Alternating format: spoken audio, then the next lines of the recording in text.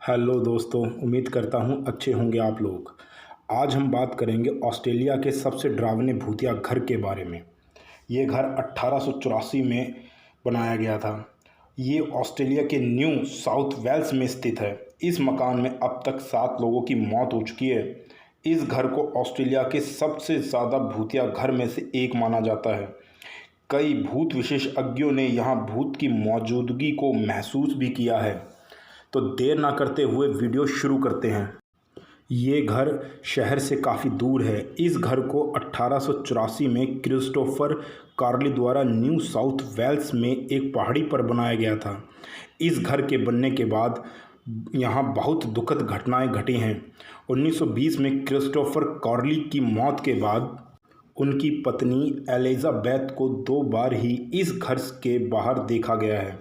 वो घर से ज़्यादा बाहर नहीं निकलती थी। इस घर के बारे में लोगों द्वारा कई बातें कही जाती हैं, लेकिन जो ज़रूरी 2 बात हैं वो ये हैं कि क्रिस्टोफर कॉर्ली की जो वाइफ थी एलिजाबेथ, उन्हीं का भूत इस घर में आज भी मौजूद है। जिन लोगों ने उन्हें देखा है उन्होंने बताया है कि जब भी वो दिखाई देती हैं तो उस जगह पर काफ़ी ठंड महसूस होने लगती है।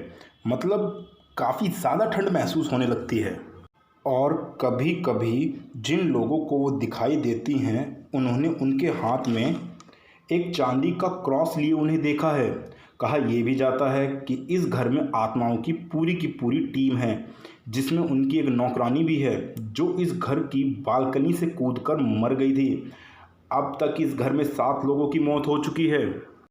अब हम दूसरे तथ्य पे आते हैं जो लोगों द्वारा कहे जाते हैं। कहा यह भी जाता है 1884 में इसके बनने के बाद मोंटे क्रिस्टो का मालिकाना हक क्रेवेले फैमिली के पास रहा और ये फैमिली 1948 तक यहाँ रही।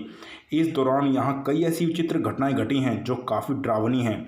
जिस फैमिली को मोंटे क्रिस्टो का मालिकाना हक प्राप्त था, उनका एक बेटा जिसका नाम हैरोल्ड था, वो पागल था और कभी कभी अपने आपे से बाहर हो जाता था और उसे उसी घर के पास एक झोपड़ी में 40 साल तक बांध कर रखा गया था। एक दिन अचानक से उसी झोपड़ी में आग लग गई जिससे उसकी मौत हो गई। कुछ लोग ये भी कहते हैं कि उसकी मां के मर जाने के बाद वो दुखी हो करके अपनी मां के शव से लिपटा हुआ था और लोगों ने उसे पागल खाने में भर्ती करा दिया, जहां उसकी कुछ दिनों बाद मौत हो गई थी। उसी लड़के का भूत इस घर में आज भी दिखाई देता है। 1948 में क्रेवले फैमिली ने इस घर को छोड़ दिया, फिर भी यहाँ ये घटनाएं नहीं रुकी।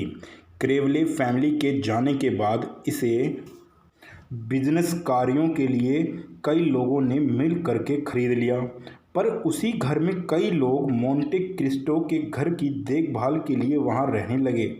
कुछ दिनों बाद उनमें से एक व्यक्ति की हत्या हो गई।